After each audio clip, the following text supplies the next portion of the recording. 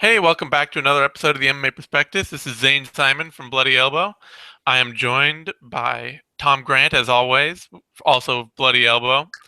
We are here to talk about everything worth knowing in the world of MMA development, mostly from an outsider's view with an eye towards the sport, development of the sport, what we see across the sport.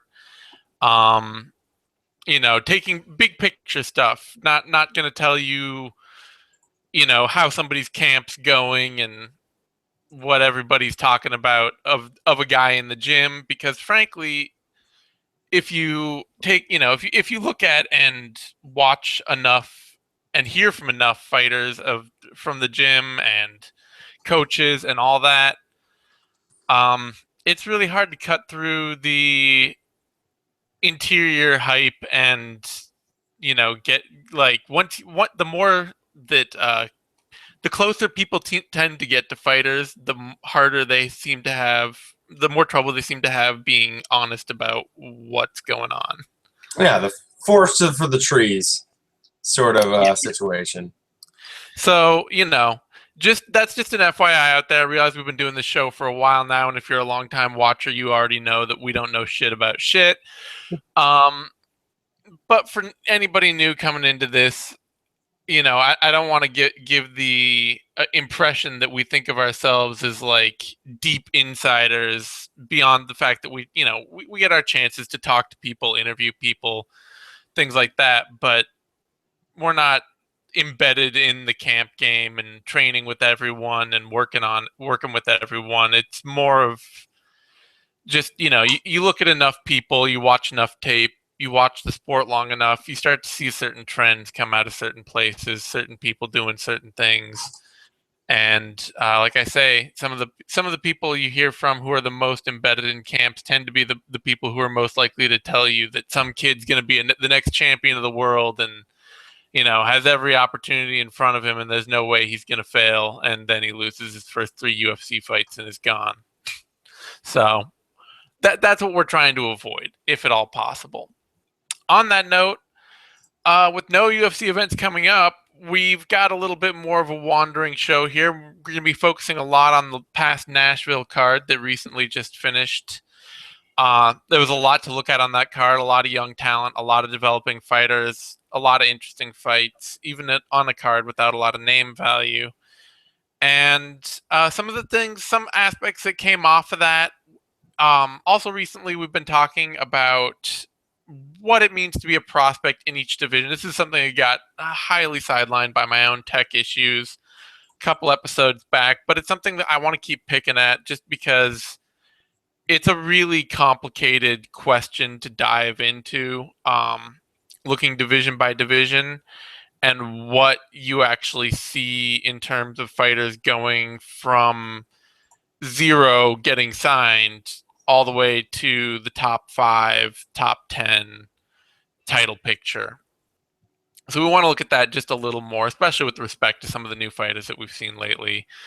I should give Tom now a chance to talk and say anything at all, because I've just been babbling nonstop.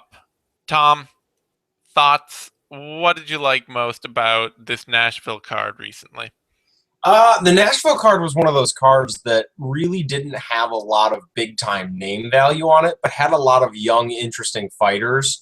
So I ended up being more excited for this card than your average like UFC on FS1 or even some of the UFC on Fox offerings, where this one was just so full of guys where we didn't really know which direction they were headed. Couple really good prospect matchups, and we got some firm answers on some of them. Yeah, I mean, I would say it was a more exciting card for me than UFC 190, honestly. Oh Like, well, I think I've said this. I can't speak to that personally because I didn't watch the whole thing and I didn't watch it live. I actually took that weekend to go on vacation, and I quite literally caught Ronda's fight on Facebook after the fact. yeah, but I mean, but you look at UFC 190, loaded with name value, Oh yeah, but you could tell it but was going to be a god awful card because all that name value was like all the names were like 15 years into their career. yeah, exactly. I mean, the only prospects that were like really must-watch fighters to keep your eye on were Warley Alves and Alves, Cummins, Magny, and then maybe Franca. He kind of introduced himself pretty well there. And, Cummins and Magny both have had the shine taken off them at various points in their career. So you're really talking about like a blue chipper and Warley Alves. And then, nah, So Yeah, this card had a lot more to me that I was like, fight athletes that I'm really excited to see from in the future. and part of it is that I think I've not been a combat sports fan my entire life. MMA was kind of really my first combat sport that I started following. So watching the generation like from the Pride versus UFC days age has been very informative in the sense that you don't really hit peak name value until you're actually past your peak as a fighter. Yeah, most guys. Your maximum earning potential usually comes right after you've left your prime as a fighter. And if you look at Rampage, if you look at Chuck Liddell, if you look at Wanderlei Silva, and you look at Fedor, it bears to be true that really the most attention came to them after they kind of hit that peak already. Very much in the same sense that like Floyd Mayweather now is the biggest his name has ever been. And there are a lot of people saying that, like, well, while he's still performing on a very high level, he is definitely in the decline period of his career, even though he's still fighting on that elite level. So that UFC 198 card was kind of like one of those where you saw it, and it's like, well, these have a lot of names that are going to cause people to tune in, but none of the guys below Ronda were anywhere close to their prime anymore. Yeah. Neither of the Nogueira brothers, Shogun, even Struve to a certain extent is starting. It could arguably be said to be approaching his decline as a fighter, despite being so young. The number of years in the sport he's been in there strongly suggests that we're going to see diminishing returns on him. So it is one of those things that it is nice. One of the things that getting into MMA prospects has done for me is it's made the sport just generally more exciting for me, because I get enthused by cards like the Nashville card, because it is full of guys that I'm looking forward to seeing them improve. Yeah, that's always been that's definitely been the thing that carried me from the hardcore like Pride fanboy classic UFC fan, status, to being able to be stay invested in the sport even as those names faded out of the game. Like seeing Anderson Silva and GSP go away, I don't feel like, oh, well, there's, a major cornerstone of my fandom gone, even though I was a huge fan of both GSP and Anderson Silva. I was gonna say, I think I went through a phase like where I knew the champions still. I was still like very familiar with like the top 5 in each division, but like the middle range of every division turned over, and it became much harder for me to like enjoy the middle of a card because I wasn't really aware who the guys on the undercard were. And we hit a point where there was a homogenizing of MMA, and a lot of the fighters started to fight in very much a similar way. And so it was really hard to differentiate these guys from each other. And it requires you to go a bit deeper. And a lot of MMA fans are starting to make that effort, whereas like 5 years ago, you really didn't. It's true. I think we're starting to see more. In some ways, we're starting to see more of the hardcore fan base. And I don't know. I want to say like generally invest, because I think there's always been a section of the hardcore fan base that in the past, I think it was what they were is they didn't have to be invested in that part of the UFC because that part of the UFC didn't really exist.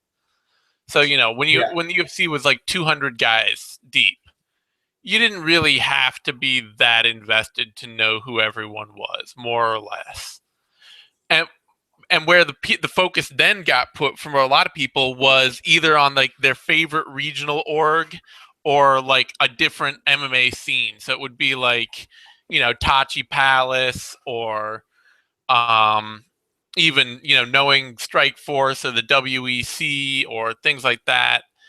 or it was like being highly invested in JMMA Yeah. and things like that. And now I think we're no longer seeing fans as invested in like the Asian MMA scene or in maybe even secondary organizations. Like watching, we're no longer seeing that hardcore regional fan so much, but we're starting to see fans retune more to knowing the UFC roster better because it's so deep. And that took a shift. Like people had to take some time and be like, "Oh, I don't actually have time to watch like, every Titan FC card and know who all those guys are anymore." Because just knowing who the fighters in the UFC are takes so much time. At least that's the shift I had to make.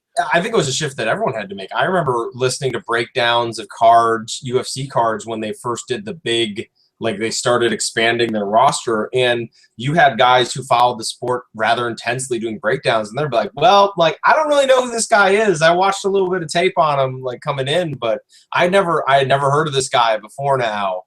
And it was something that you really hadn't heard people say before then. Yeah.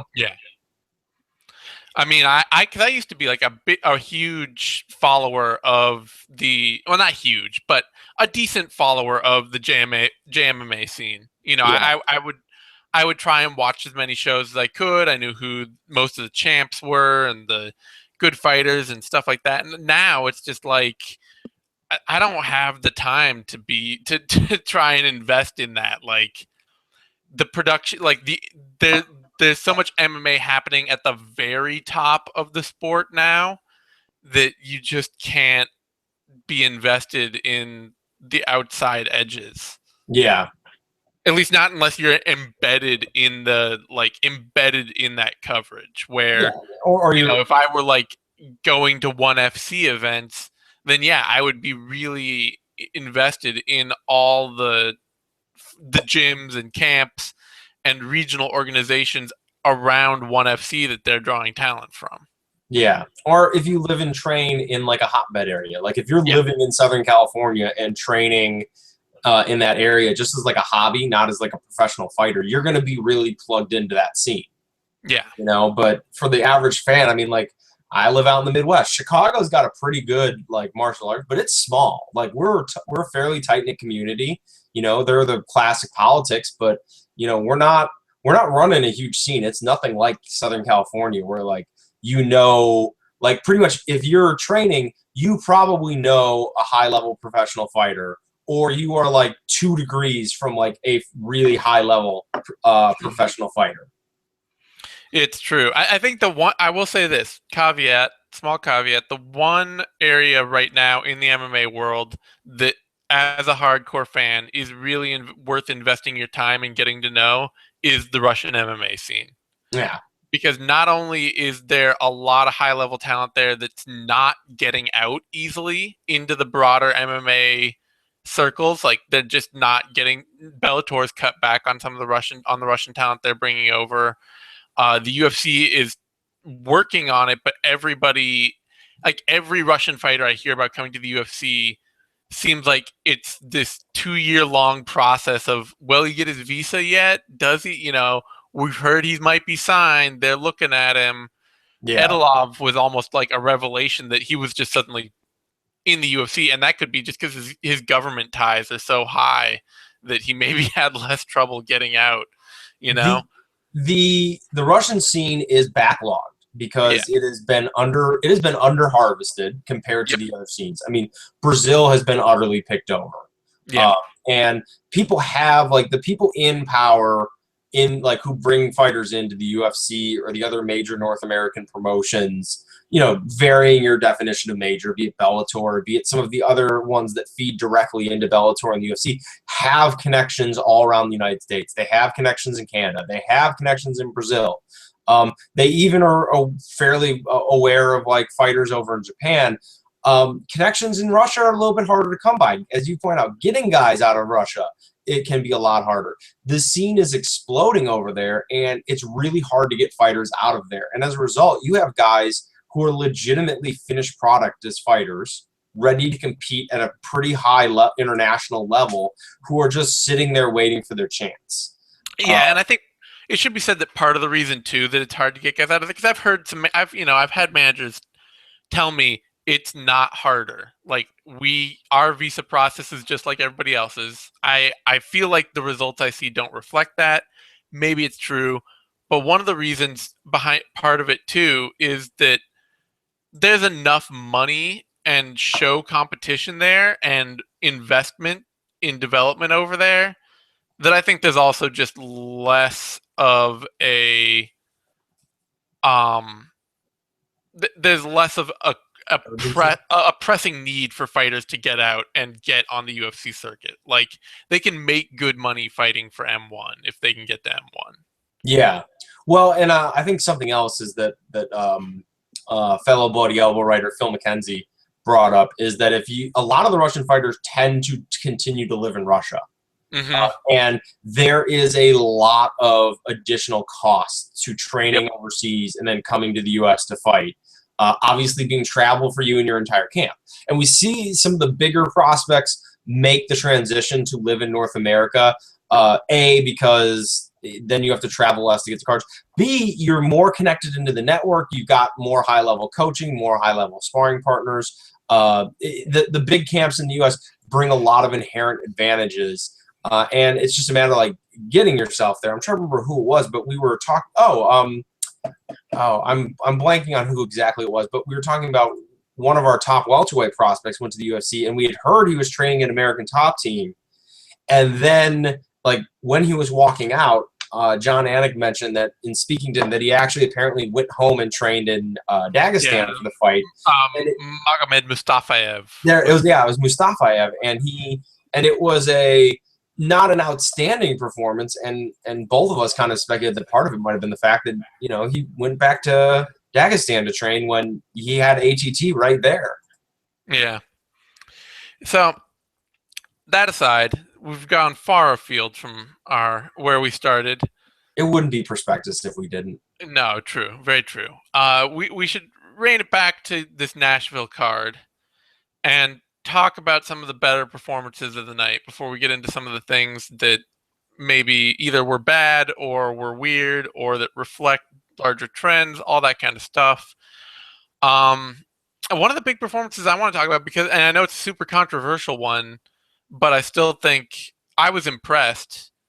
Beneil Dariush. Yeah, obviously the decision talked over at length. I didn't get your take on it, but generally speaking, I thought Dariush had a good showing for himself. I thought Johnson won, but I thought Dariush looked pretty good. I honestly, when I watched it, and I'll say this first and foremost because I was trying to score the second round for Dariush. Because I didn't watch the fight until just like yesterday. So I only saw all the controversy, just finally watched the fight, and I thought, okay, I'm gonna watch this fight, and I'm gonna watch the second round, and I'm gonna see, can I score this for Beneil Dariush? Or can I easily score it for Michael Johnson? And I was totally fine giving round 2 to Beneil Dariush, and then round 3, everybody seemed to argue was a toss-up round that could go either way, and I felt it too.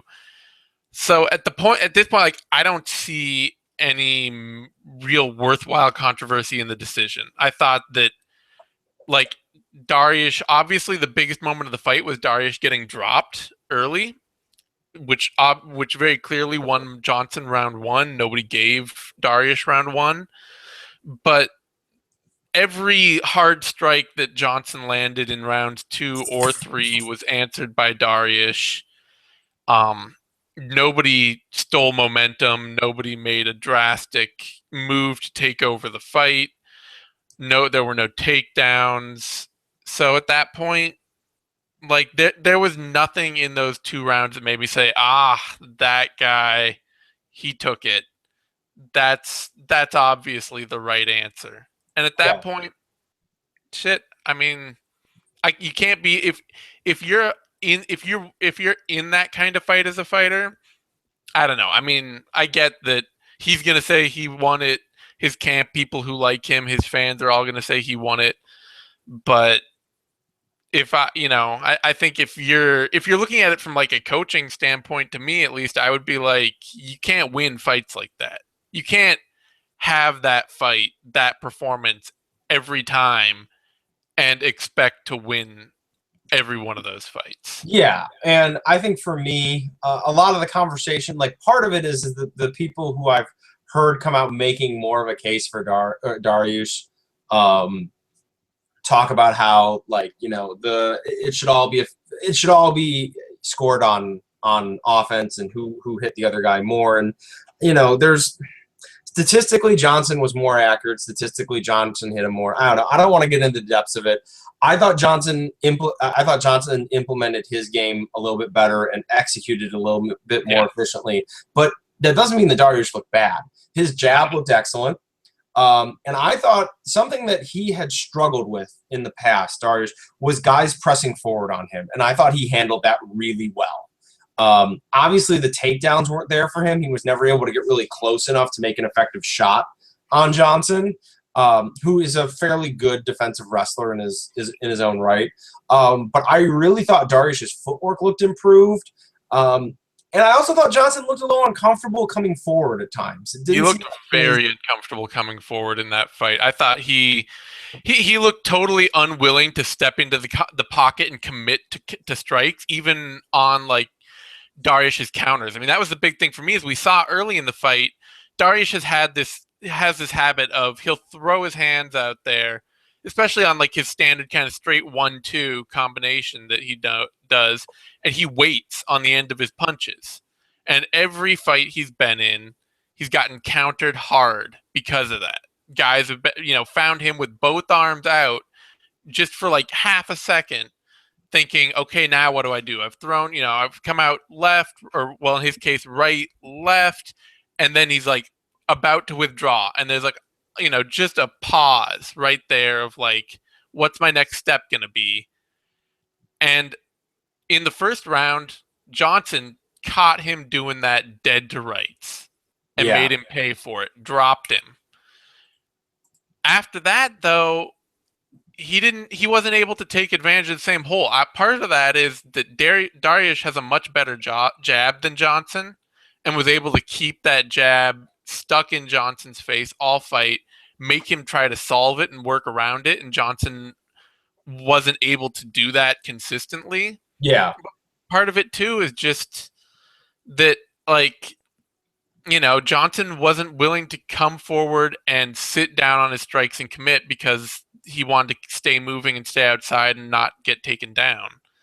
And if you're not willing to sit down and land the big shots that are going to hurt your opponent, then you're really kind of putting yourself in a place where you need to outclass them thoroughly, standing up, to make it clear to the judges that you are winning the fight. And he didn't.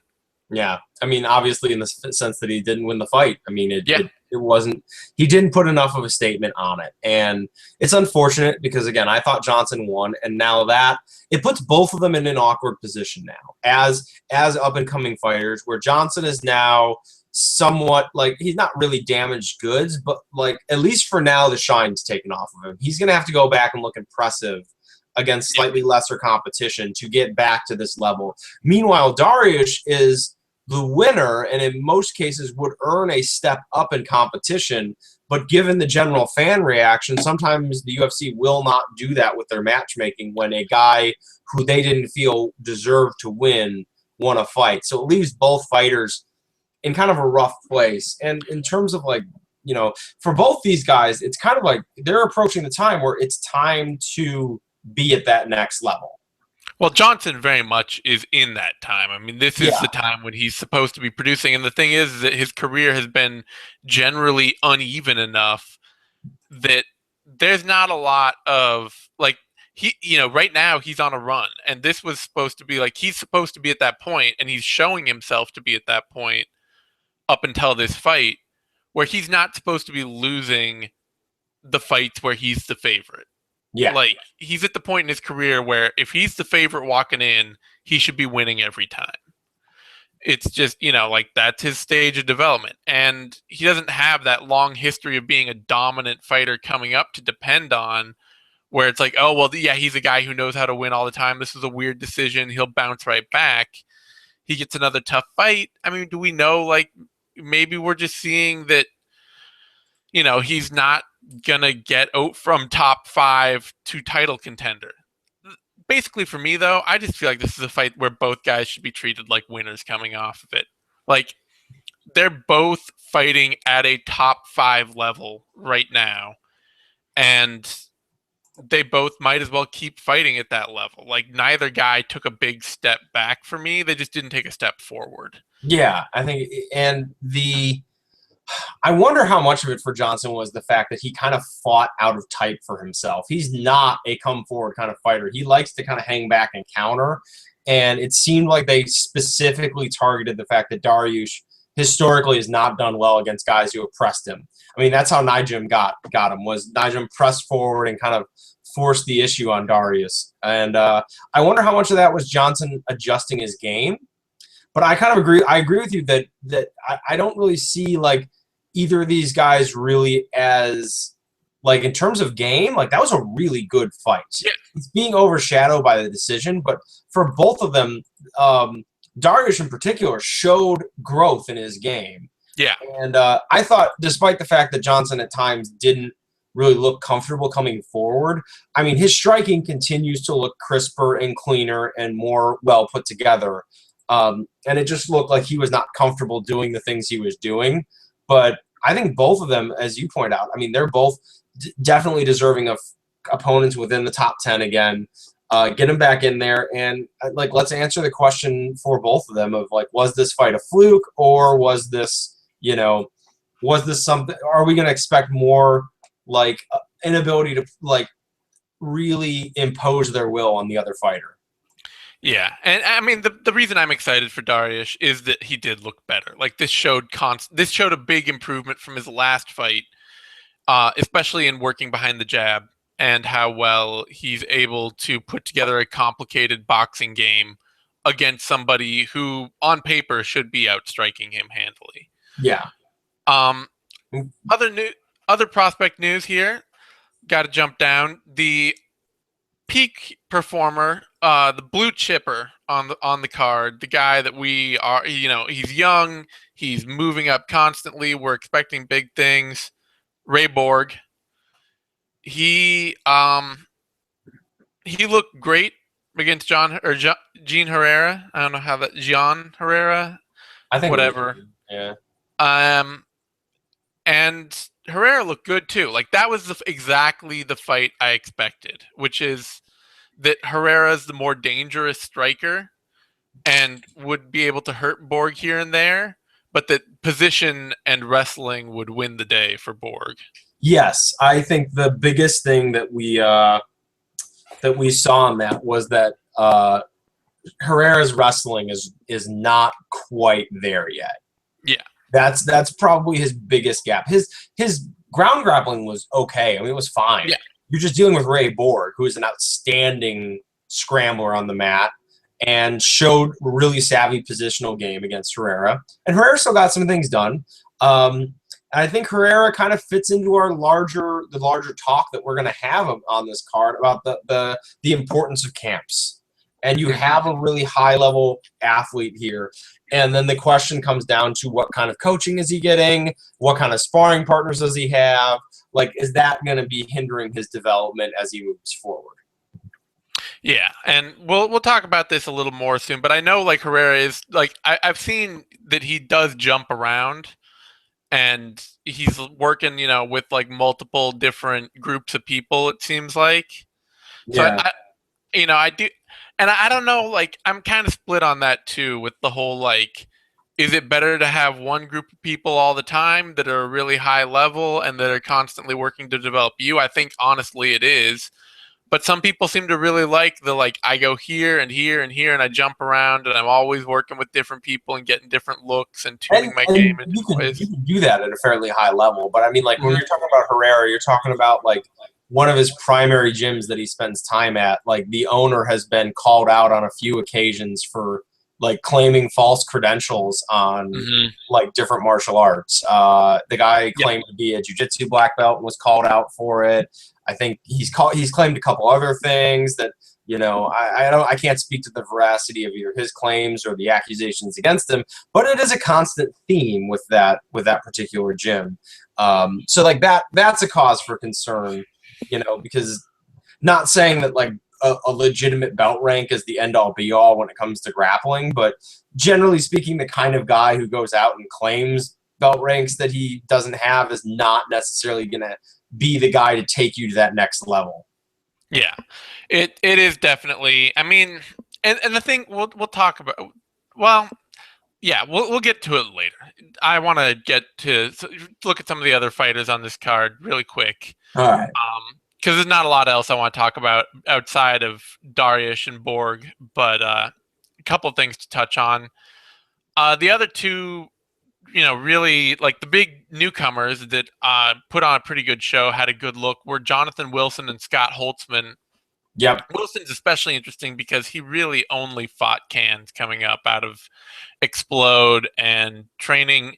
I mean, I don't want to hate on Stan because he's does an awesome job, and I think he's really the best of the UFC commentators, but or the best UFC commentary team. But when he really was extolling the values or like the quality of what Millennia MMA is doing and the virtues of Millennia MMA's system, Millennia MMA's system is really to just get guys get guys' records padded out with cans, get good athletes, get their records padded out with cans, and then kind of get them just enough legitimate looking fights or legitimate fights to get into the UFC. So like they've got a system that they are gaming the system in a way that's effective, but I don't know that I'd be calling it out for its great virtues. And to a certain extent, they have a room full of pretty good fighters. I Oh mean, yeah, no, it's not a statement on the quality of their coaching at yeah. all. It's if anything, they figured out the most efficient way to get their fighters into the UFC and get some hype behind them. And it Yeah, really, I think on that end, it's really more. It's got to be the regulators, and it has to be the UFC to make the yep. change.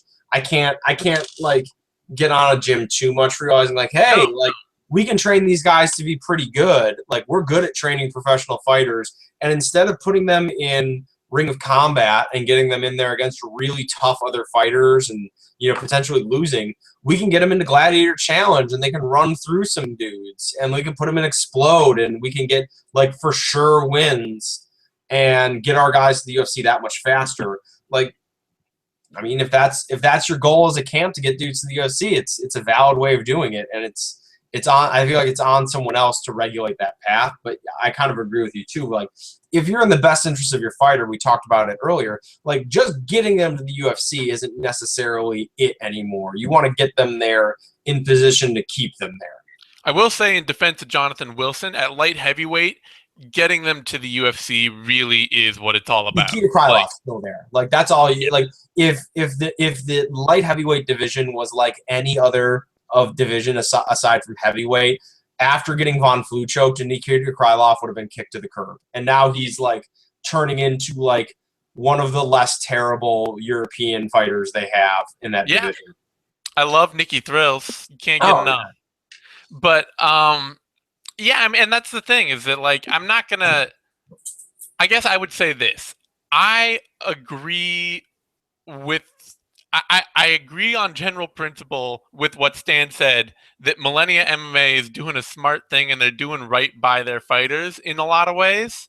Like they are getting, especially, their thing seems to be that they're getting good athletes who yeah. have almost no other combat sports experience. These aren't guys who are coming out of wrestling, who are coming out of taekwondo or judo or boxing. A lot, it seems like they're getting guys who are coming out of football and track and field and all sorts of stuff like that, who were athletes in high school sports systems, maybe other than wrestling. And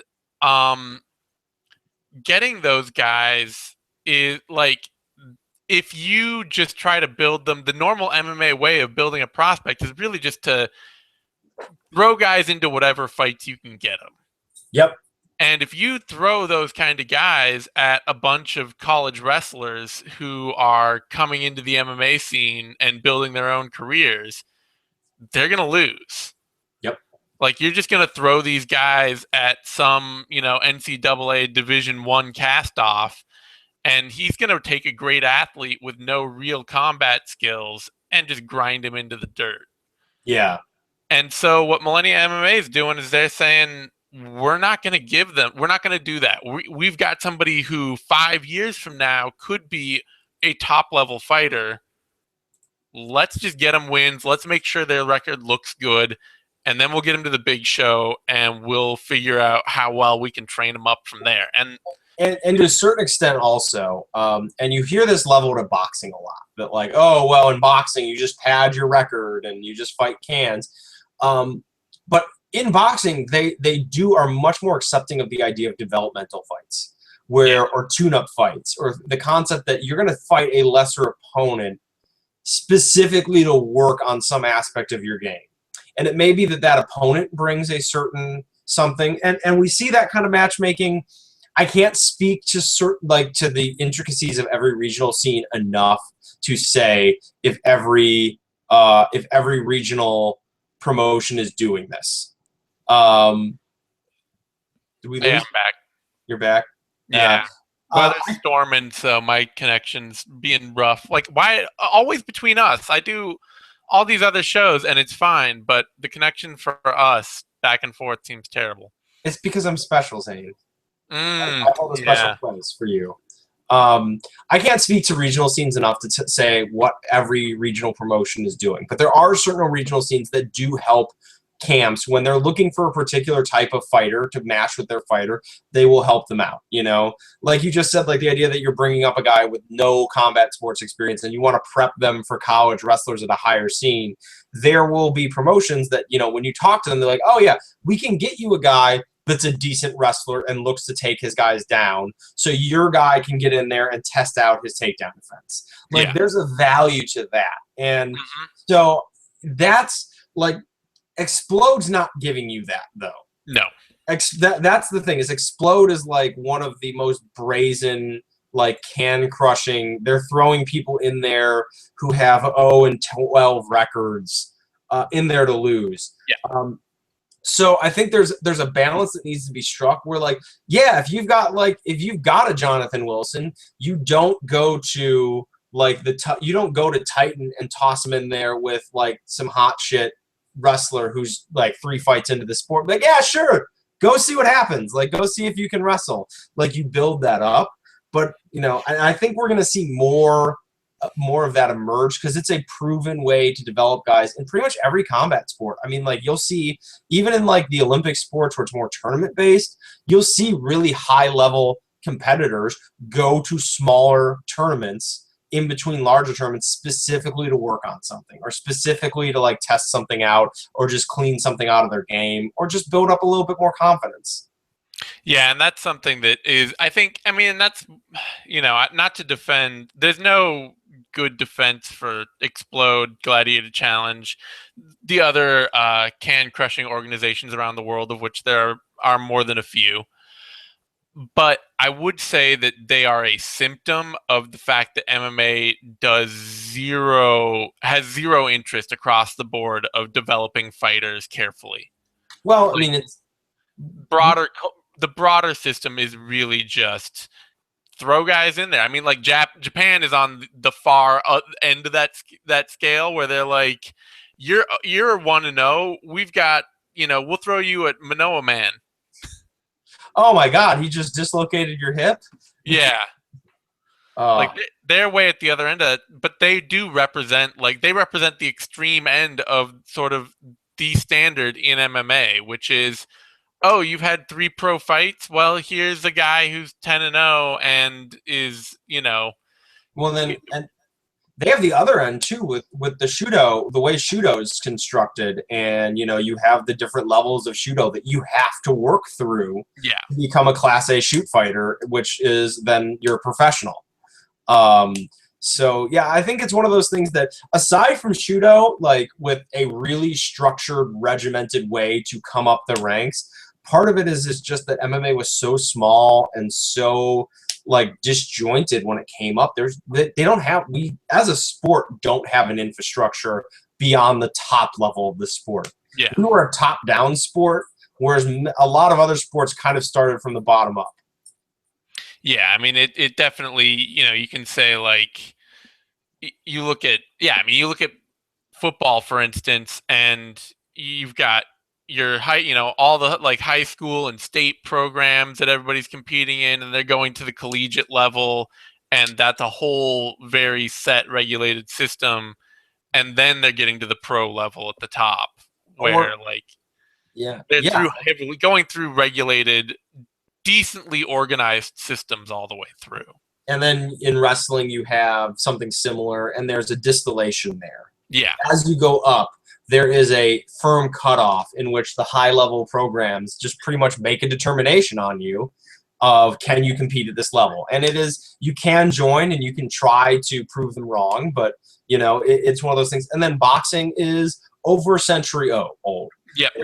There's over a century of wisdom of how to bring up a fighter in boxing, and not everyone follows it, and it's less organized, but there is generally a sense, and promoters and coaches are more aware of that than they are in MMA. And part of it is we're still figuring out this whole MMA thing. Yep. Yeah, I mean, I think eventually we won't see pros going through organizations like Explode and Gladiator Challenge nearly as much as we do, just because it'll become like it'll become really obviously wrong way to do things. Like right now, it's like it's wrong, but there's no real organization or recognition. It's like, yeah, it's bad, but they get into the highly, they get into the UFC all the same, and some of them do quite well, and we all have to say, well, whatever. And I think at some point we will get to the point where there's like, well, this is how you develop a prospect, and what you're doing here is not how you develop a prospect. If nothing else, the UFC in the last couple of years has shown a much better touch with prospects and how to develop them. And I think that right there is at the highest level we're starting to, because it used to be like, oh, we'll get this guy to fight a wrestler, and then if he wins, he's in contention. Whereas like we're seeing a much more deliberate testing of fighters' skills as they're coming up, even as far as their first UFC fight. Like Jean Herrera fighting Ray Borg, really hard entry into the UFC for Jean Herrera, but it felt calculated. Like, how can you deal with how are you going to deal with basically Ray Borg playing what is the high-level flyweight metagame without striking? Like, yeah, that's what you're dealing with in Ray Borg. I don't know about that fight. It's there's something to that, but it feels a little bit like the Oluwale Bamboje fight against Uriah Hall as well. That one was Bamboje was on short notice, was he not? Yeah, that's short notice. He was willing to take it. The Herrera one was not short notice, but that's also just like you're just wasting a guy who is all athletic gifts and very, very few technical gifts at the moment. Well, if you give him, I mean, if nothing else, I think that for Herrera, that might be a good wake-up call on that end of things, too. You're an amazing athlete. Here's another amazing athlete. His technique is higher than yours, and he handled you. Yeah, that's like, actually, I think Herrera will develop well because of that loss, because he was undefeated, and Borg's younger. I think Borg has even been fighting for less time. Yeah. But Borg is younger and less experienced than Herrera. And so for Herrera, hopefully that will be a good learning experience. That's Herrera's getting a guy who, if this were just, he's getting a guy who's got a better skill set than him and who shouldn't be more developed, but is. Yeah. So that's something for Herrera to learn from. But, so I don't have a huge problem with it. I think it's not going to set Herrera back. But the Bamboja fight, that just to me seems. I'm looking at this. Does he already have a fight scheduled? on Sherdog, they have him already going back to Ring of Combat in September. Who, Bamboje? Yeah, I think he may have had a fight scheduled. I would bet he had a fight scheduled already before because yeah, it was short notice and they didn't delete it yet. that must be it. And for him, I mean, like he took the fight on short notice. He got his foot in the door, and we got it was kind of what you and I were saying about him. Where like there was a pretty good chance that he just looked like a raw mess, and he Yeah. pretty much looked like a raw mess. I mean, his striking wasn't. We both weren't super high on him, and then when he slipped and Hall got on top of him, that was it. That was it was over. Yeah. Because he's lacking in the striking game, but he has some of the natural he has some natural power. He's aggressive on the feet, so he makes up for it. He really makes up for on the ground just with pure explosion, and Uriah Hall wasn't having any of that. So for him, he's got a lot of work to do to compete at this level. Yeah, that's just. I mean that, and that's totally natural. Like I remember watching tape on him and being like, "There's no way that this guy should beat Uriah Hall here. Like that just shouldn't be something that he's capable of doing, except for the fact that Hall doesn't fight to win." And Yeah, he gave Hall all the opportunity Hall needed to beat him, and that's fine. Like that just happens with a young raw fighter like that. yeah. Um. So yeah, Scott Holtzman looked good. Dustin Ortiz, Well, Scott Holtzman is a pretty solid all around fighter, and I see him hanging out at lightweight for quite a while. yeah, people were talking about he let Christodoulou hit him a bit, but honestly, watching Holtzman regionally and how he was fighting then, he looked way, way better. Like he easily outclassed Christodoulou, and Christodoulou wasn't a worse fighter than the kind of guys Holtzman was fighting and beating on the regional circuit. Yeah, Christodoulou that's got to be it for him, right? They're bouncing him. I would expect so. He's just not physically competitive at this level. I mean, that's all there is to it.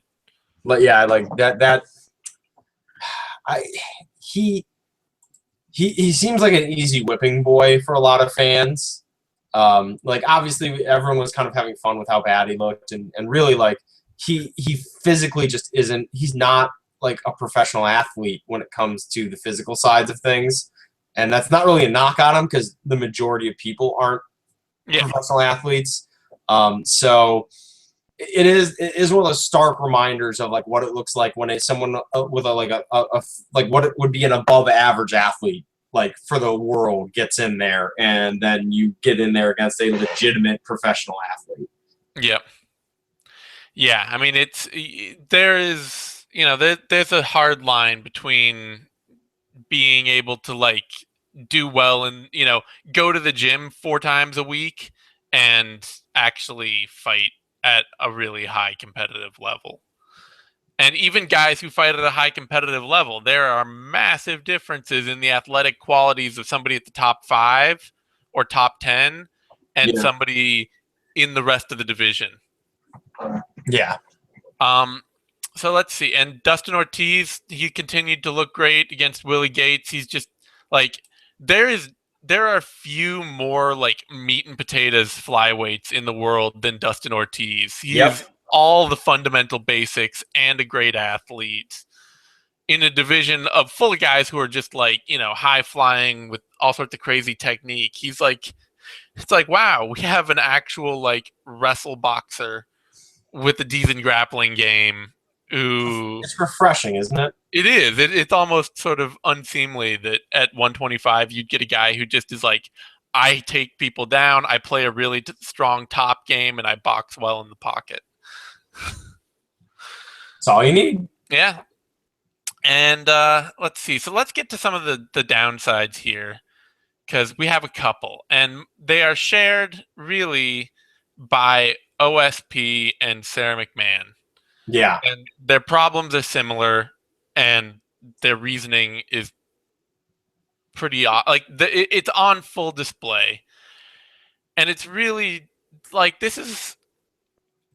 we talk about camps a lot, and I will say this, I don't think for the majority of fighters at the bottom, like in the bottom 2/3, even of the UFC, camp makes that huge a difference. Like, I think it makes a difference. I think that it's good to have, like, the better camp has, the more likely you are to do well, all that stuff.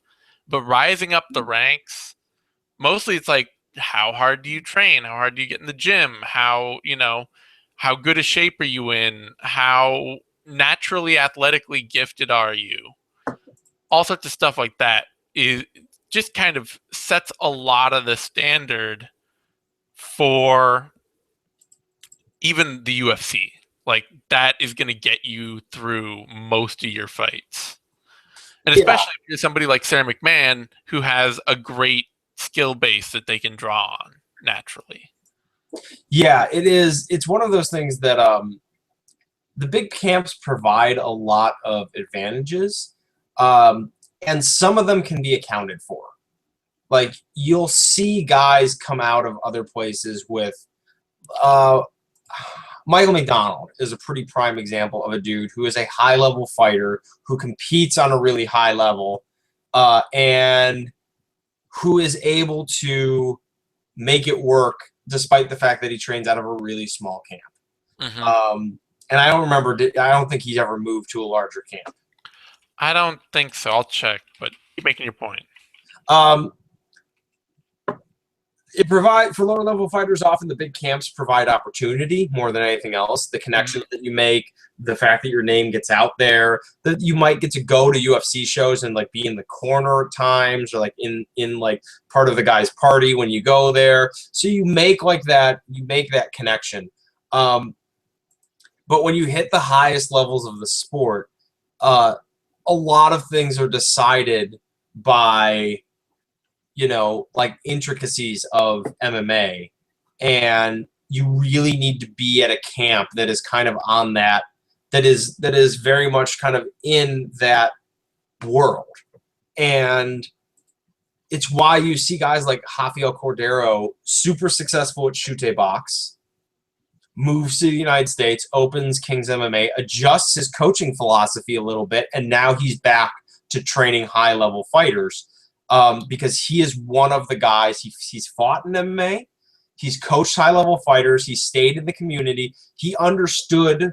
I mean, when we heard, when Pat was on the show talking about how Cordero like immediately understood the difference when Pride went out of business, and they were shifting to fighting inside the octagon, inside the larger cage, like immediately said, we need to rethink our games. We need to completely, has an understanding to it and is able to provide you insights that other coaches necessarily won't be able to. And so when you see things like Sarah McMahon bounces around quite a bit. She gets some training. She's gone up to Marcelo Garcia's gym in New York. She trains out of Revolution MMA, though she does her wrestling at Limestone, which is a small college near her, where she lives. That's all great, but where you'll see it at times when she has trouble implementing things that should be her bread and butter in the cage, and you have to wonder if it's the lack of high level sparring partners, because obviously she works with some good people.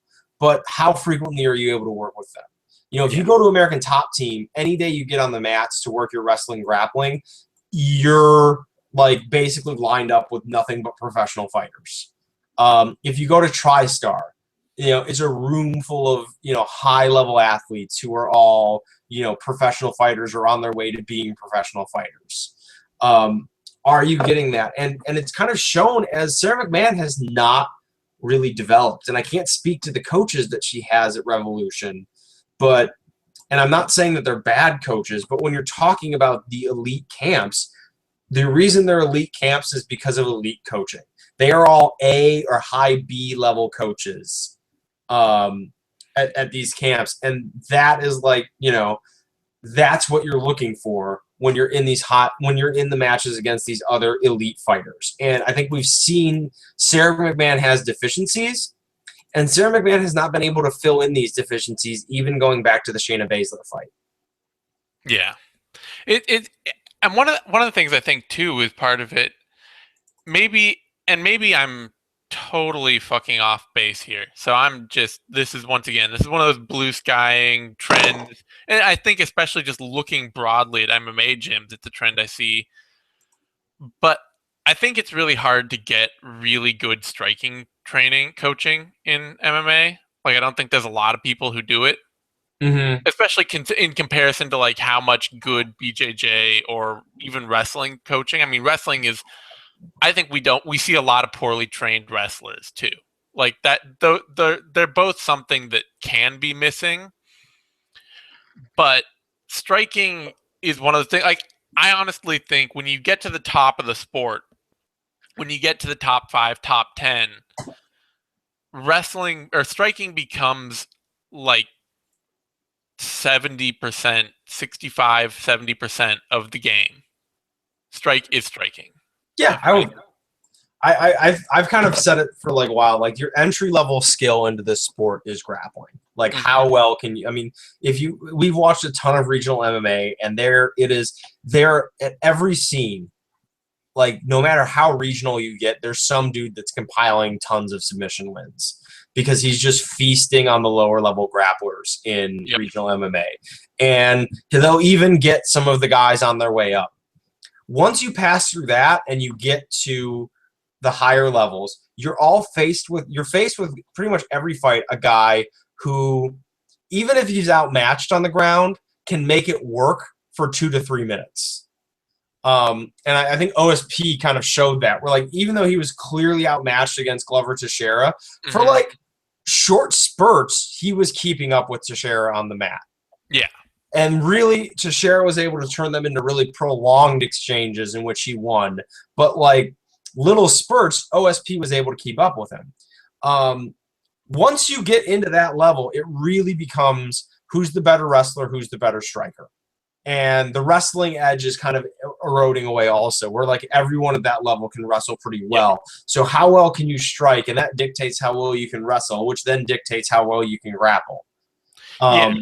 And what we see with both McMahon and St. Preux are real deficiencies in the fundamentals of their striking games. You know, like St. Preux, he hits with power, he's accurate, he's got like some natural athletic gifts that allow him to be a dangerous striker. But this is not somebody who's building like a solid like okay, jab, 1-2, cross hook, low kick. Here's my striking arsenal that I will build on and evolve over the course of the fight to fit the fighter in front of me. He's the guy who's throwing the same left body kick over and over again and getting taken down on a single leg every single time he throws it. Yeah. And you're just going, why? So why? And part of this is that we have a lot of striking coaches per se in the U.S., but there are very, very few of them that work within not saying striking arts, but like coaches who specifically train to work within the context of MMA. And we're getting more of them, but the point is that you need experience and you need to be around the game for a while and you need to like figure out what works for what fighter. And I think striking coaches tend to be one of those things. They're the more rarefied commodity, especially when you're talking about like grappling and jiu-jitsu. I mean, like the whole point of jiu-jitsu is that the original form of jiu-jitsu was supposed to be grappling that you could do with strikes. And as much as people talk about like sport grappling getting away from that, at the core of every one of those competitive black belts is that fundamental game that they can at least convert to a reasonable level. And I think we've seen that, like, for all the talk that, like, oh, we get guys like Roger Gracie who, didn't perform as well in MMA as a lot of people wanted him to, especially people coming from the jiu-jitsu world. The fact that a guy as relatively unathletic as him and as relatively one-dimensional as him was able to have the success that he did was really kind of a testament to what he was able to do in terms of like his grappling ability. So I think the striking I think the striking deficit is real when we're talking about that, because Sarah McMahon's problems do come off of her striking. I also think her groundwork hasn't been the best. Yeah. Sarah McMahon has kind of a lot of, I feel like, has more issues than OSP to a certain extent. But I feel like OSP, I think you're right. I think the fact that he doesn't seem to have really an arsenal. He has a couple of strikes he's comfortable throwing, and he works best when guys are coming at him. Yep. Yeah, and it's just one of and when I say like it's 70% striking at the top, I don't mean to say that like the other parts don't come into play. It's that the differences start there, and when those gaps are problematic, the rest of the game breaks down around it and shows a lot more. Yeah. It's like, when the fact that, like, say, you could say, I guess, the fact that Anthony Johnson was able to immediately put Daniel Cormier on skates at the top level, that forced Cormier's wrestling game, which then, like, that became the constant problem for Johnson. It's not that, like, it was all just, it's all striking, and so that's all that matters. It's like, no, then the other things became a problem, but it started out with the difference in striking being exposed, and then the game around it devolving. And I think just a lot of times that's what happens, because you look at like GSP Jake Shields, and that's a fight between a great grappler and one of the great, like, top control ground and pound fighters out there in GSP. Like, great wrestling, top control ground and pound fighter. Good kickboxer too. But that fight was contested entirely at range on the feet.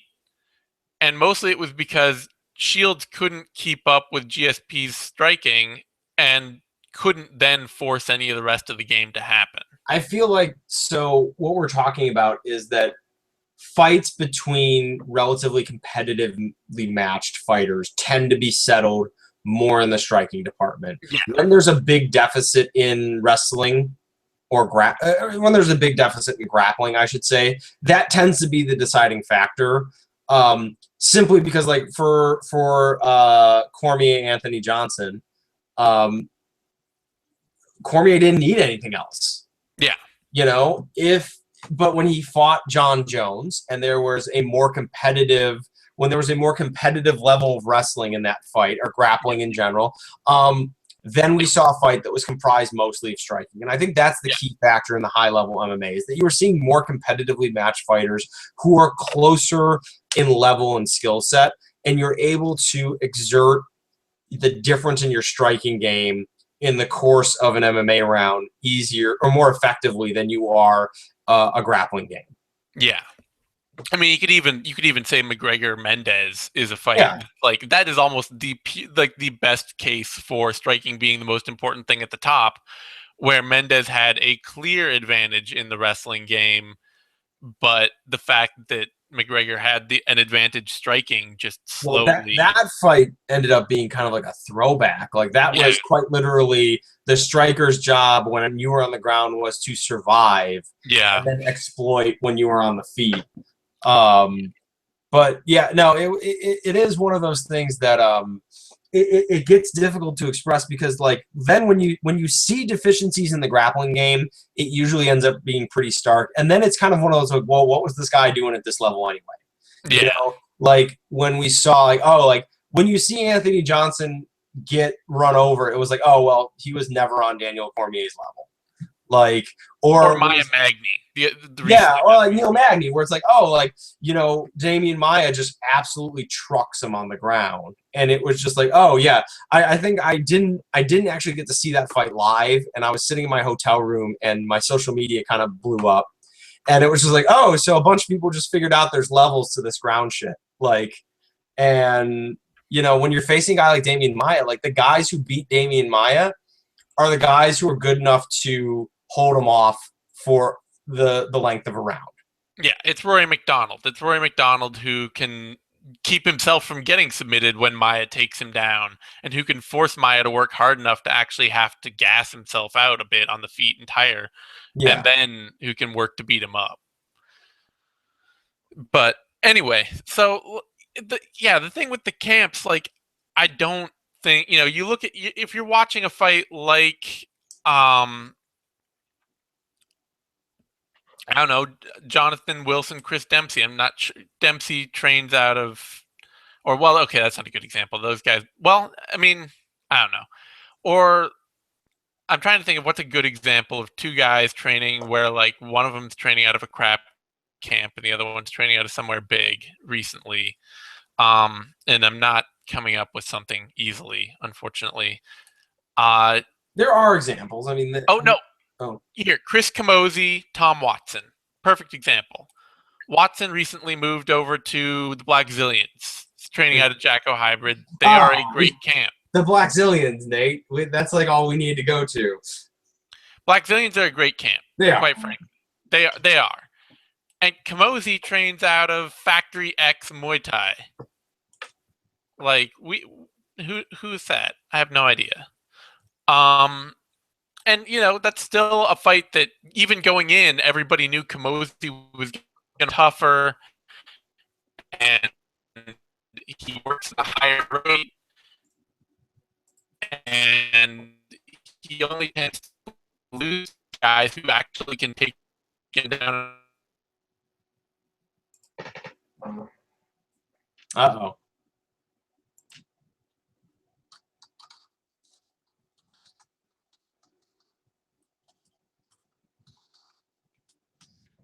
You save it for me, don't you, Zane? You just save it for me. What?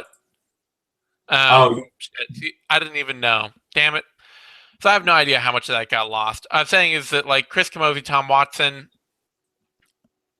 like, that fight's decided because Camozzi is tougher and is usually, like, is a generally decent enough wrestler and grappler that you have to be a good wrestler and grappler to beat him. And he works at a higher rate than Watson, all sorts of stuff like that. It's just not being decided by the fact that Watson's got a better coaching staff behind him at that level. Yeah, and I think, like, we've seen, how many guys have we seen, like, go, like, do the camp switch and go to, like, Jackson Winklejohn, expecting it to fix everything in their game, and then it turns out you're still the same guy. Yeah. Or guys who've come up through there. I mean, oh God, I'm forgetting his name. Probably because I've blocked it from my mind. But, you get guys, you'll get guys out of these big camps. Like, every big camp has, like, its mid-level fighters. And Eddie Gordon. Huh? Eddie Gordon out of Serra Longo. There we go. Oh, geez. All right, this is gonna bug me because I'm blanking on an obvious name. Okay. But every camp has its mid-level fighters, and it's to be expected. That's part of it. Not every camp is going to have nothing but killers in it. And when you get guys in there, for instance, out of Greg Jackson, you get Leonard Garcia, who, for a variety of reasons, was never a super effective fighter. He was an adequate professional fighter. He put together wins, and, he even deserved some of the wins he got. But he was never going to challenge for a title. And when he got into matches, he lost to guys who came out of lesser camps, and it didn't matter that he was training Jackson Winklejohn. That didn't give him the edge necessary to run over these guys out of, like, smaller camps. But when you're elite, like, your coaching matters a pretty great deal to you, what you can do versus what the other guy can do. Yeah, it is really, like, you are treading a very fine line at some point, and that's what eventually, when you got people like McMahon, OSP, others out there, maybe even Michael McDonald, arguably, when you've got these elite athletes who have great potential, and they hit that top level where they're trying to win on the thinnest margins, the fact that they're not training out of a big notable camp, that they don't have a strong coaching staff behind them, that shows. You know, there's a reason that your champs right now are out of Kings, aka Sarah Longo, um, ATT, Novo Now, Dwayne Ludwig, Alpha Male. Yeah. And then, at the very, the weird outlier being Demetrius Johnson out of AMC Pancration, who has some great coaches that are really like, but I would consider AMC Pancration, despite their lack of I consider them to have a pretty high level coaching staff. yeah, and it's also like one of those things where like, yeah, maybe that's your weird rare outlier, but beyond that, you're really not. That's like the same kind of outlier as Joanna Jędrzejczyk, where Yeah. she's obviously super well coached, and her coaching staff is on point, but she's not out of a big camp. But in general, you're looking across the UFC, and you're not seeing guys at the title, winning titles out of nowhere. Well, I mean, like in even using Michael McDonald, who, if you joined this sport in the last year or so, you probably haven't heard of this guy, but because he hasn't fought since 2013. That is depressing. Yep. If you look at his run as an elite fighter, he's beaten some good fighters for his weight class. But his two most recent losses have come to Renan Barão, Nova União, and Uriah Faber at Team Alpha Male.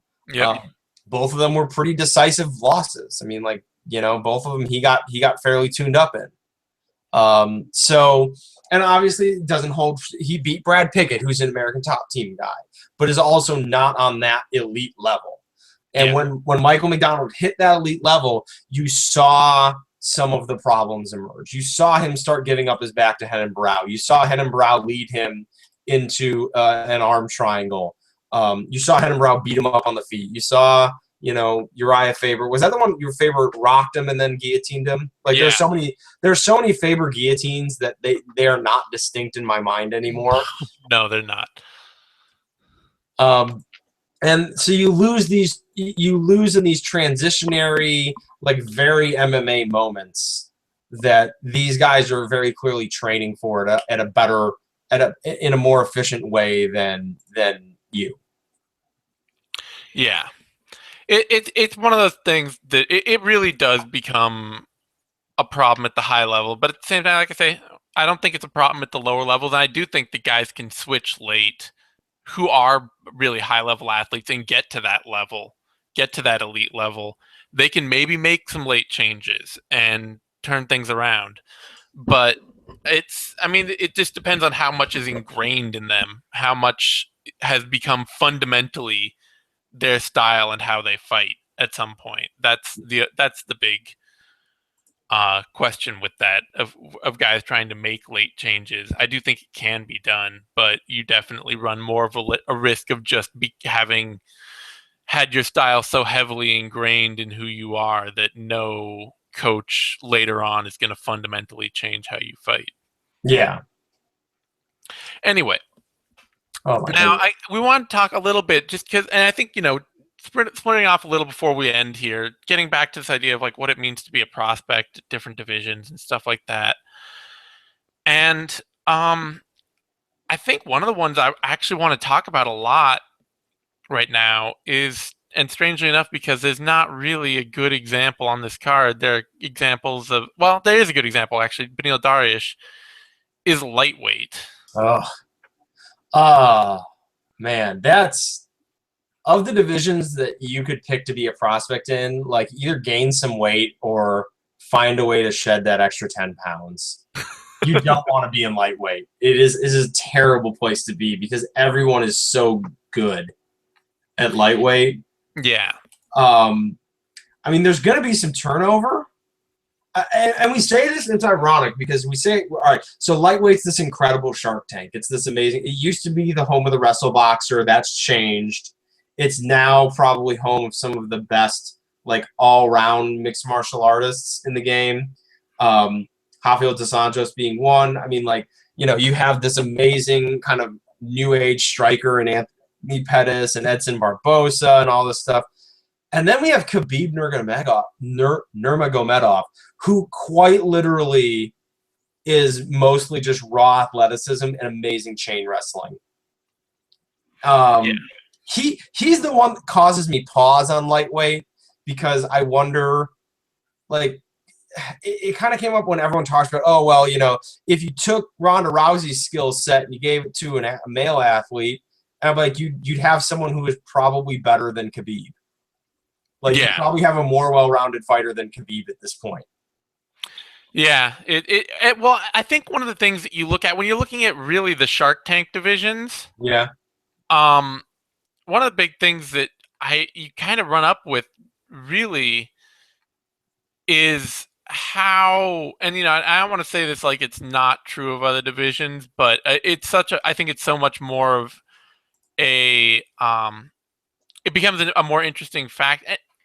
Like, you either have to be stupid tough or stupid athletic. Yeah. Like, because that's the thing is, like, they're the divisions where being that obviously elite athlete can make a huge difference. Like, that's the thing with Khabib, is that he is a top 5 athlete, like, just naturally. Like, that's not something that you're going to change with somebody like Khabib. And I think I would say, I guess it becomes more and more important just to be a ridiculous athlete, because the point with the toughness is, like, you get more phantom prospects at lightweight and middleweight because of how tough these guys are. And, like, because the other divisions are at lightweight and welterweight, because the other divisions like middleweight or even, especially light heavyweight and heavyweight, you can get guys who are almost just prospects because of how stupid tough they are. Like, they will get up to like top 5, top 10 status just by being tough. Yeah, it's interesting because looking at lightweight and looking at the elite level fighters, I'd say that this has almost become a division where, like, you almost, as opposed to like welterweight, which is kind of another Shark Tank division. But when you look at like the elites in welterweight, you get a lot of guys who tend to do everything pretty well. Mm-hmm. They'll have a preferred method of fighting. Robbie Lawler kind of being the outlier, but like Johnny Hendricks is a newer age wrestle boxer. Yep. Roy McDonald, kind of an all-round fighter. Tyrone Woodley, kind of an all-round fighter. And then you get down into, like, the Carlos Condit and Matt Brown, who are like more violent-oriented pressure fighters, and Carlos Condit has a bottom game to go with it. When you go over to lightweight, you look at Rafael Dos Anjos, Anthony Pettis, and Donald Cerrone. And Dos Anjos has the jiu-jitsu background, but when you look at those three guys, they are primarily strikers. They are primarily diverse and violent strikers. And then you have Eddie. Oh, are we still here? No. And I have no idea if anyone can still hear me.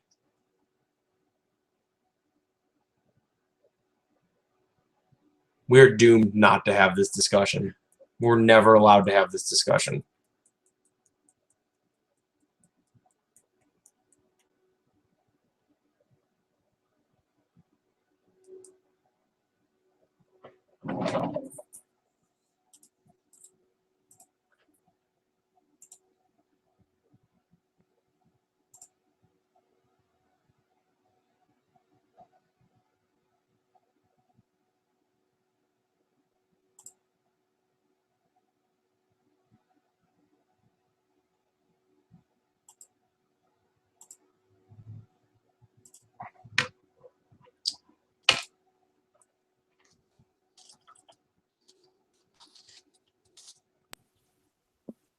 Oh. And I think someone's trying to tell us that we should never have this discussion. Yeah, I'm going to stop beating around the bush and say I think lightweight, it's athleticism, and then it's having a specialized skill set. Yeah, I feel like we're seeing the opposite of the prediction that we were hearing in like 2008, 2009 when Joe Rogan would talk about it's going to be these guys who can do everything.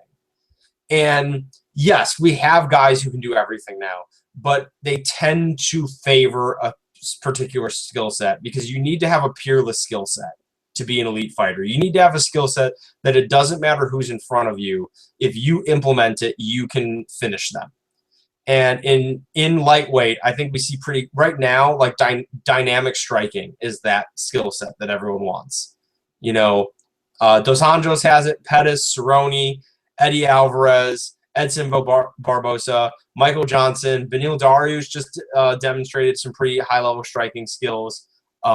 Tony Ferguson has worked his way into the top 10 now of lightweight. Like, when I'm looking down this list, I'm seeing a list full of guys who are at first strikers, with the great exception being Khabib.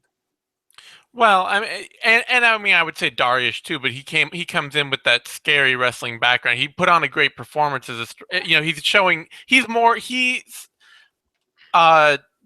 Dariush and even the current champ Dos Anjos would be more outliers in that model. Mm-hmm.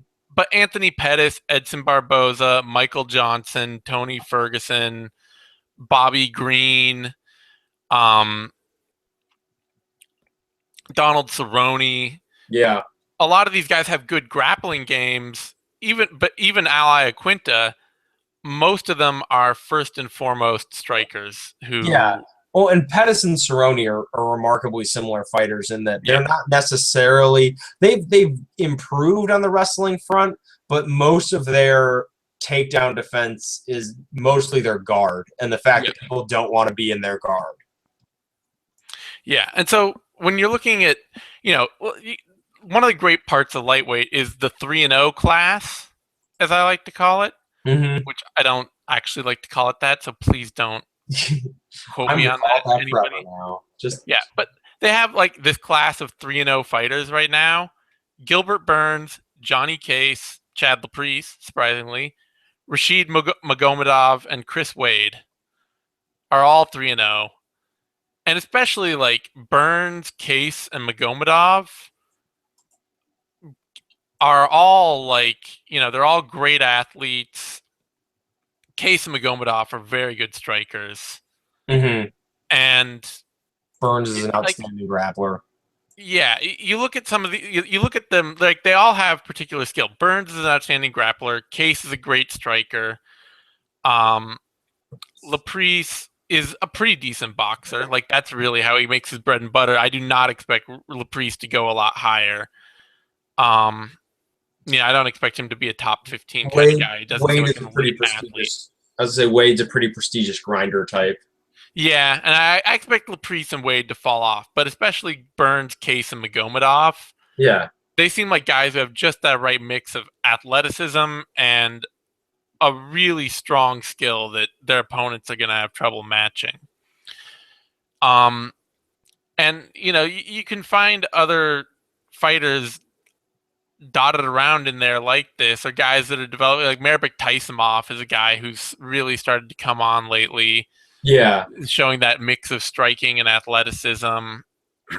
We got Joe Duffy and Stephen Ray. I think just kind of having looked at this, I've kind of felt this way, but now we're actually looking at it, and I think for the more competitive weight classes, you obviously need to be a really good athlete. And then I think what we're really kind of honing in on is that you need to have one outstanding skill. Mm-hmm.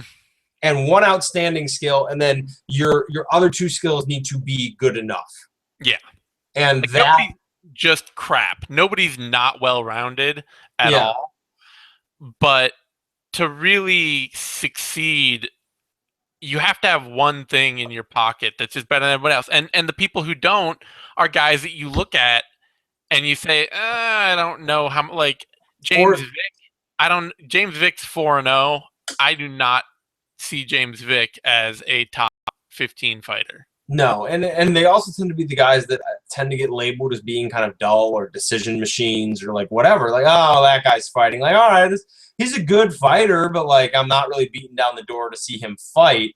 Yeah. Because like what's his ace in the hole? What's his go-to skill set when things are going wrong?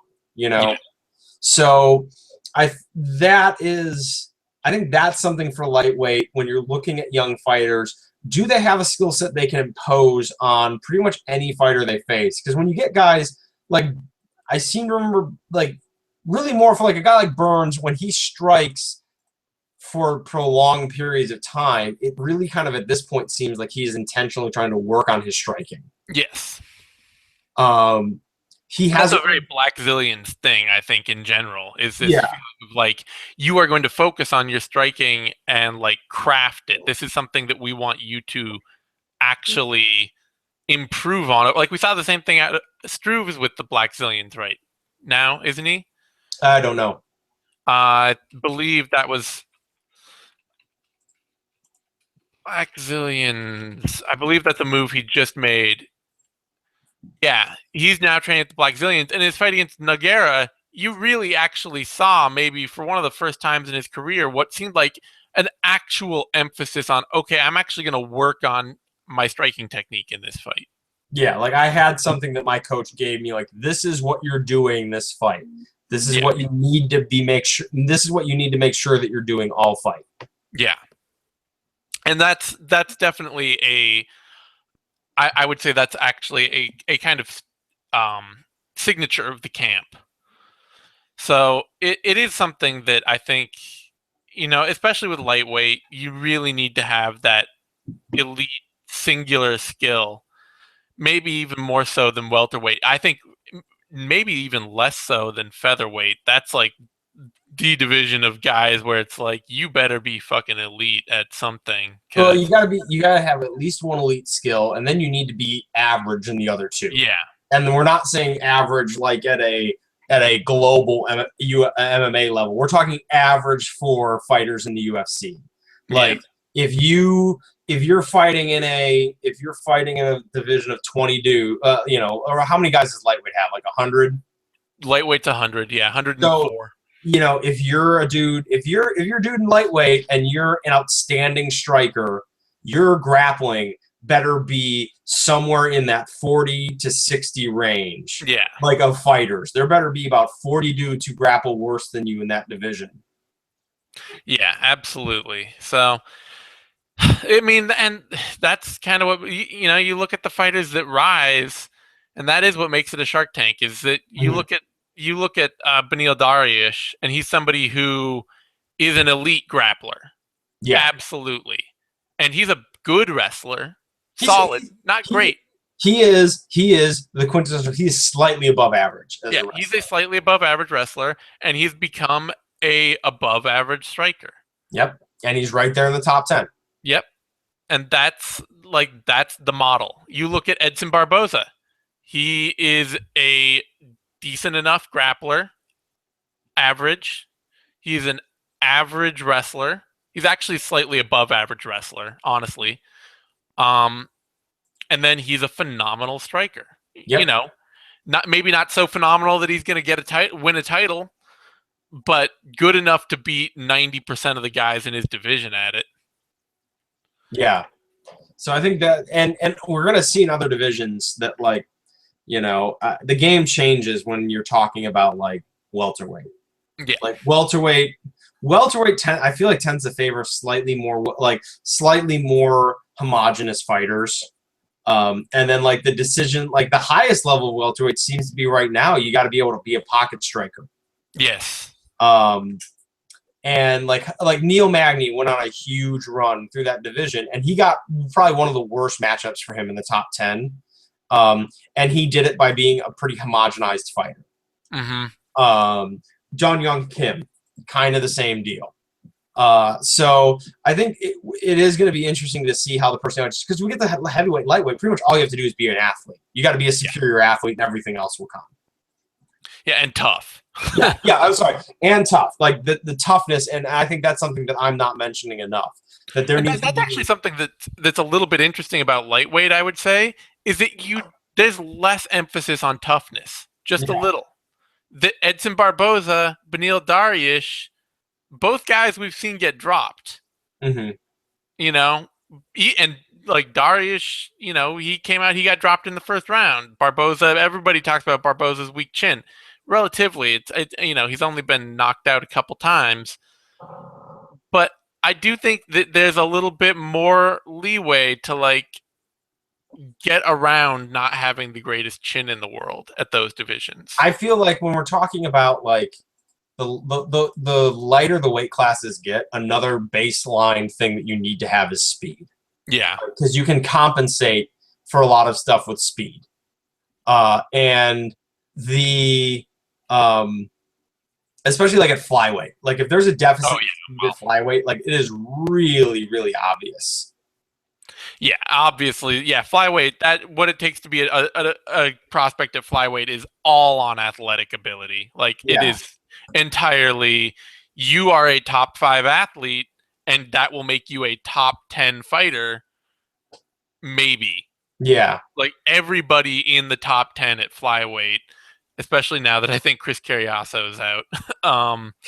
He got bumped to 11 finally.